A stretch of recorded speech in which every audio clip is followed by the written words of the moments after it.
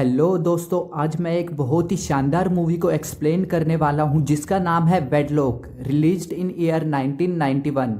Movie की शुरुआत में हमें लॉस एंजलिस सिटी में एक ज्वेलरी मार्केट दिखाई जाती है जहां पर ओपनली डायमंड्स ट्रेडिंग चल रही थी।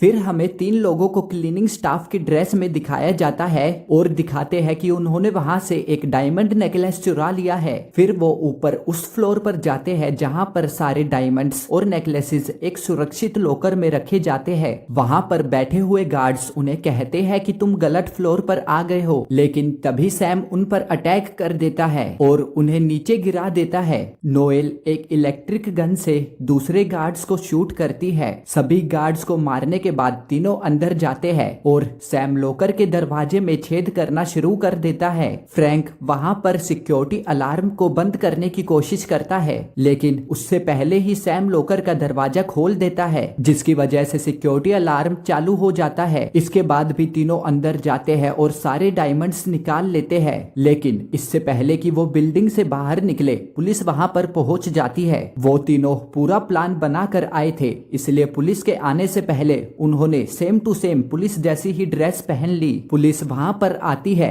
और उनसे चोरी के बारे में पूछती है, तो फ्रैंक उन्हें कहता है कि वो अभी बिल्डिंग के अंदर ही है। यह सुनकर पुलिस सैम और नोएल को अपने साथ जुड़ने के लिए कहती है, जबकि फ्रैंक को बाहर नजर रखने के लिए ऑर्डर दिया जाता है। कुछ दूर बिल्डिंग में चलने के बाद उनमें से एक पुलिस कर्मचारी नोएल के गले में डायमंड्स नेकलेस देख लेती है, लेकिन इससे पहले कि वो किसी और को ये बात बता सके, सैम पीछे से आकर उसे गोली मार देता है। तभी फ्रैंक भी वहां से एक पुलिस की गाड़ी लेकर भाग गया। पुलिस ऑफिसर्स उसका पीछा करने लगे, लेकिन वो एक ऐसी टनल में चला गया जहां सभी का जाना मना है। अब टनल के आगे भी और पीछे भी दोनों तरफ पुलिस उसका वेट कर रही थी। फ्रैंक बड़े ही होशियारी से एक खाली गाड़ी उनकी तरफ भेजकर उन्हें पागल बना देता है। इस सीन में फ्रैंक डायमंड से भरे बैग के साथ एक सीवेज में से बाहर निकलता है। वो उन डायमंड्स को बांटने के लिए सैम और नोएल के पास जाता है, लेकिन नोएल और सैम फ्रैंक को धोखा देते हैं और उसे गोली मार देते हैं। सीन चेंज होता है और हमें दिखाया जाता है कि बहुत सारे कैदियों को एक बस में एक हॉलिडे कैंप नामक जगह पर ले जाया जा रहा है, जिनमें फ्रैंक भी शामिल है, क्योंकि उसे डकैती के लिए पकड़ा गया है और 12 साल की कैद की सजा सुनाई गई है। कैंप पर वहां का वार्डन हॉलिडे उनके पास आता है और उन्हें एक बिजली के नेकलेस वेडलॉक के बारे में बताता है, जिसे उन सबको पहनना होगा। हर कैदी का वेडलॉक किसी दूसरे कैदी के साथ जुड़ा होगा। जब 2 जुड़े हुए कैदी एक दूसरे से 100 यार्ड की दूरी पर चले जाएंगे, तब वेडलॉक में लगे हुए बम एक्टिव हो जाएंगे और दोनों के सर उड़ा देंगे। फिर उन सबको एक एक नेकलेस पहना दिया जाता है और बताया जाता है कि अगर इसे स्क्रैच या डैमेज करने की कोशिश की तो ये फट जाएगा। सभी कैदियों को वेयर हाउसेस में अलग अलग काम दे दिए जाते हैं। कुछ समय वहां पर काम करने के बाद फ्रैंक को हॉलिडे अपने ऑफिस में बुलाता है। वो वहां फ्रैंक को जो डायमंड्स उसने चुराए थे उनकी लोकेशंस पूछता है। इससे हमें ये पता चलता है कि फ्रैंक ने सैम और नोएल को असली हीरे नहीं दिए थे और उन्हें कहीं और छुपा दिया था। हॉलिडे फ्रैंक को कहता है या तो वो उसे डायमंड्स दे दे, नहीं तो वो उसे 12 साल तक टॉर्चर करता रहेगा, लेकिन फ्रैंक कहता है कि वो किसी भी तरीके के टॉर्चर के लिए रेडी है। बाद में फ्रैंक खाना खाने के लिए बैठता है। उसी समय एक ट्रेसी नाम की लड़की उसके पास आती है। वो जैसे ही उसके पास बैठती है, फ्रैंक वहां से खड़ा होता है और कहीं और जाने लगता है। उसी रात हॉलिडे कुछ गार्ड्स के साथ कैदियों के कमरे में आता है और बताता है कि उसे वहां पर कुछ इलीगल चीजें मिलने की खबर मिली है। तभी चेकिंग करने पर उन्हें फ्रैंक के बेड के नीचे से कुछ सीक्रेट मिलती है और वो उसे तभी हिरासत में ले लेते हैं। इससे ये बात तो पता चलती है कि वो सीक्रेट फ्रैंक की नहीं थी, उसे वहां पर किसी और द्वारा रखवाया गया था। फ्रैंक को कई दिनों तक आइसोलेशन चैम्बर में बंद रखते हैं और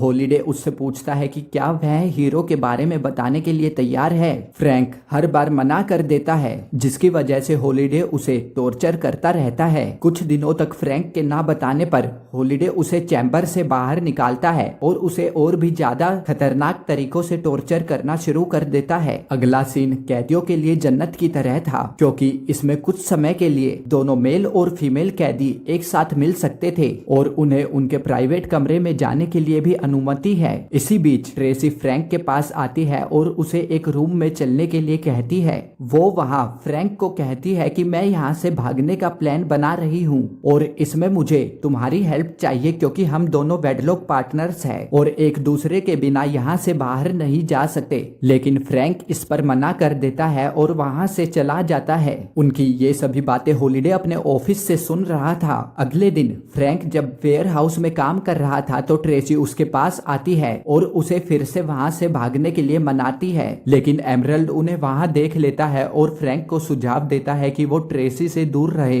फिर वो अचानक से फ्रैंक को एक घूसा मारता है और उसे अगली सुबह फाइट करने के लिए यार्ड में इनवाइट करता है। रात को फ्रैंक एमराल्ड को मजा चखाने के लिए एक एम्पलीफायर बनाता है कि तभी एक कैदी उसके पास आता है और उसे डायमंड्स के बारे में पूछने लगता है। कुछ समय बाद यह जांच करने के लिए कि एम्पलीफायर काम कर रहा है या नहीं फ्रैंक इसे उस कैदी पर इस्तेमाल करता है। लेकिन यह पता चलता है कि उसका वेडलॉक तो एक्टिव ही नहीं है। इससे फ्रैंक समझ जाता है कि इसे हॉलिडे ने डायमंड्स की इंफॉर्मेशन निकलवाने के लिए भेजा है।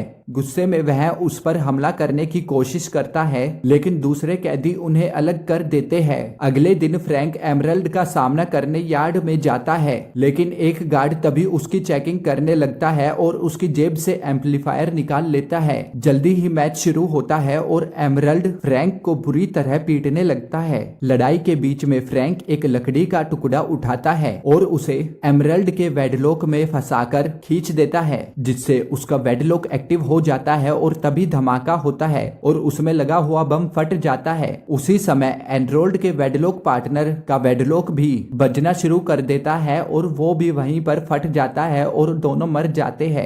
जल्दी ही एम्बुलेंस फ्रैंक को हॉस्पिटल ले जाने के लिए आती है। तभी ट्रेसी ड्राइवर सीट पर बैठ जाती है और उसे कैंप हॉलिडे से बाहर निकाल देती है। गार्ड्स उन्हें पकड़ने की पूरी कोशिश करते हैं लेकिन असफल होते हैं। अगले सीन में पता चलता है कि हॉलिडे सैम और नोएल के साथ काम कर रहा है ताकि डायमंड्स को फ्रैंक से ले सके। इसी बीच फ्रैंक और ट्रेसी अपने कपड़े बदलकर किसी और सिटी में चले जाते हैं। वो रात को रुकने के लिए एक मोटेल में जाते हैं लेकिन दुर्भाग्य से मोटेल का ओनर उन्हें टीवी में आई हुई न्यूज की वजह से पहचान लेता है और पुलिस को इन्फॉर्म कर देता है। अगले दिन सुबह सुबह पुलिस ऑफिसर्स वहां पहुंच जाते हैं और उन्हें सरेंडर करने के लिए कहते हैं। अब उनके पास कोई भी रास्ता नहीं बचा है इसलिए वो दोनों सरेंडर करने के लिए वहां से बाहर आते हैं। लेकिन अचानक से सैम और नोएल वहां पर आ जाते हैं और पुलिस पर हमला करने लग जाते हैं ताकि ट्रेसी और फ्रैंक वहां से भाग जाए। अगले दिन फ्रैंक कुछ आवश्यक चीजें खरीदने के लिए एक हार्डवेयर शॉप पे जाता है। तब ट्रेसी किसी को फोन करती है और उन्हें अपनी लोकेशन देती है।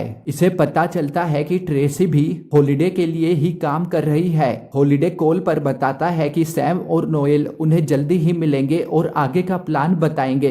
फ्रैंक सामान खरीदकर बाहर आता है और वो दोनों एक बोट में जाने लगते हैं। वो दोनों सिटी में पहुंचते हैं और वहां पर ट्रेसी अपने एक्स बॉयफ्रेंड को देखती है जिसकी उस दिन शादी हो रही होती है। वो उसके पास जाती है और उसके मुंह पर एक घूसा मारती है। तभी सिक्योरिटी गार्ड उसे पकड़ लेते हैं और वहां से दूर ले जाते हैं। ये देखकर फ्रैंक उसका पीछा करता है क्योंकि अगर दोनों 100 यार्ड से दूर चले गए तो उनके वेडलॉक एक्टिव हो जाएंगे और वो वहीं पर फट जाएंगे। तभी ट्रेसी गार्ड्स को बताती है कि उसके कॉलर में बम लगा है और वो एक जेल से भागकर आई हुई कैदी है। ये सुनकर गार्ड्स ट्रेसी को छोड़ देते हैं और दूसरे लोगों को उससे दूर जाने के लिए कहते हैं। उनकी किस्मत अच्छी है कि तभी दोनों एक दूसरे को देख लेते हैं और वहां से एक साथ भाग जाते हैं। दोनों एक ट्रक में बैठकर उस जगह से किसी और सिटी में जाते हैं। ट्रक के अंदर दोनों एक दूसरे के करीब हो जाते हैं और वहीं पर अपनी रात बिताते हैं। जल्दी ही वो दूसरी सिटी में पहुंच जाते हैं और वहां एक रिजॉर्ट में रुकते हैं। सोने से पहले फ्रैंक ट्रेसी को बताता है कि शराब की भट्टी में काम करने वाला उनका एक दोस्त जैस्पर के पास सारे डायमंड्स है और वो उन्हें मिलने जल्दी ही आ रहा है। अगले दिन ट्रेसी सैम और नोएल से मिलती है। सैम पूछता है कि क्या फ्रैंक ने उसे डायमंड्स के बारे में कुछ बताया है लेकिन ट्रेसी मना कर वहां से चली जाती है। दोपहर में में जैस्पर फ्रैंक और ट्रेसी को लेने आता है और उन्हें अपनी शराब की भट्टी में ले जाता है जहां पर वो काम करता है। वहां से वो डायमंड्स का बैग निकालता है, लेकिन तभी सैम और नोएल वहां पहुंचते हैं और जैस्पर को गोली मार देते हैं। जैस्पर उसी पल मर जाता है। उसके बाद वो गोली के नोक पर फ्रैंक को मारने की धमकी देता है कि तभी ट्रेसी एक लीवर खींचती है और उसके ऊपर रेत का ढेर गिर जाता है। ट्रेसी और फ्रैंक वहां से बैग लेकर भागने लगते हैं। थोड़ा सा पीछा करने के बाद सैम फ्रैंक को पकड़ लेता है। लड़ाई के दौरान सैम और फ्रैंक दोनों ही एक बड़े कंटेनर में गिर जाते हैं। तभी नोएल सैम की गन ढूंढती है और वहां जाती है। वो हीरो के लालच में दोनों को मारना चाहती है, इसलिए वो पहली गोली सैम को मारती है। लेकिन जब वह फ्रैंक को गोली मारने की कोशिश करती है तो गोलियां खत्म हो जाती है। ट्रेसी फ्रैंक को कंटेनर से बाहर निकालती है और दोनों जैस्पर की कार में बैठकर एक फैक्ट्री के अंदर चले जाते हैं। फैक्ट्री के अंदर वो डायमंड्स वाला बैग खोलते हैं और देखते हैं कि उसमें डायमंड्स नहीं है। पता चलता है कि जैस्पर ने सभी हीरो को बेचकर पैसे कहीं पर छुपा दिए हैं। फैक्ट्री के अंदर दोनों वेडलॉक को डिसेबल करने में कामयाब होते हैं। अगले सीन में ट्रेसी और फ्रैंक दोनों ही एक चर्च जैसी जगह पर जाते हैं और फ्रैंक वहां पर एंट्री से 10 कदम दूर एक गड्ढा खोदना शुरू कर देता है। थोड़ी देर बाद उन्हें पैसों से भरे 2 ब्रीफकेस मिलते हैं, जिनमें एक थैंक्स लेटर भी था जैस्पर की तरफ से। तभी अचानक से हॉलिडे और नोएल वहां पर एक हेलीकॉप्टर में पहुंच जाते हैं और बताते हैं कि उन्होंने जैस्पर की कार में पहले ही एक ट्रैकर लगा दिया था, जिसकी वजह से उन्हें उनकी लोकेशन मिल गई थी।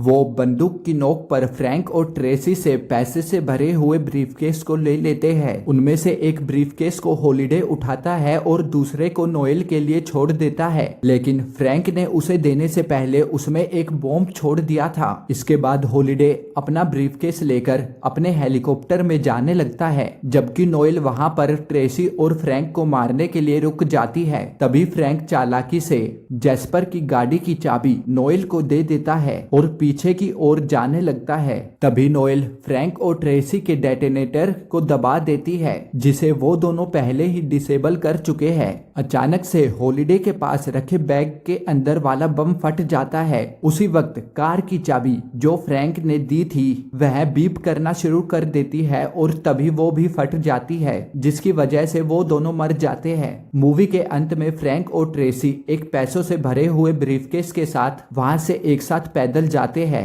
और इसी के साथ मूवी खत्म हो जाती है। मैं आशा करता हूं कि आपको ये मूवी पसंद आई होगी। इसी तरह की और मूवियों के लिए हमारे चैनल को सब्सक्राइब करें और इस वीडियो को लाइक कर दे। अगली बार फिर मिलते हैं ऐसी ही किसी शानदार मूवी के साथ। तब तक के लिए गुड बाय, थैंक यू।